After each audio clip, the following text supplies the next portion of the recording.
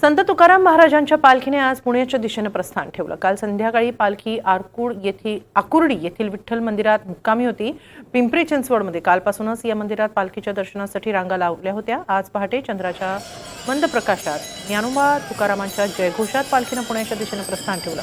आज दुपारी पालखी विसावा दापोडी इथं असणार आहे। त्यानंतर संध्याकाळी संगमवाडी इथं दोन्ही पालख्या एकत्र येतील। आज दोन्ही पालख्या पुणे शहरात मुक्कामी असणार आहेत।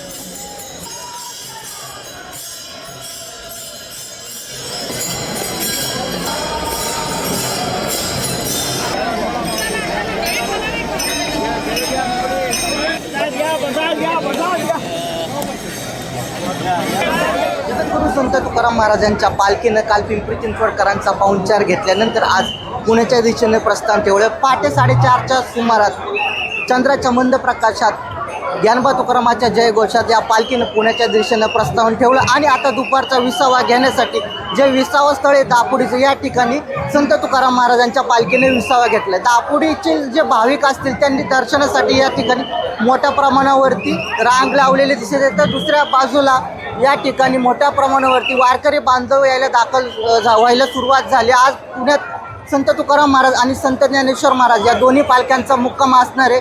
त्यामुळे पिंपरी चिंचवड शहर असेल, पुणे शहर असेल, या ठिकाणची जी वाहतूक आहे त्यामध्ये देखील बदल करण्यात आल्याचं एकूणच पाहायला मिळत आहे। संत तुकाराम महाराज आणि संत ज्ञानेश्वर महाराज यांची पालखी पुण्याच्या संगमवाडी या ठिकाणी भेट घेणार असल्याचं देखील कळतंय आणि या पालखी सोहळ्यासाठी सुप्रिया सुळे या देखील उपस्थित राहण्यात असल्याची माहिती आता समोर येते। त्यामुळं आता या संपूर्ण पालखी सोहळ्यातला एक भक्तिमय वातावरण निर्माण झालेले आहे। सूरज कसबे, NDTV मराठी, पिंपरी चिंचवड।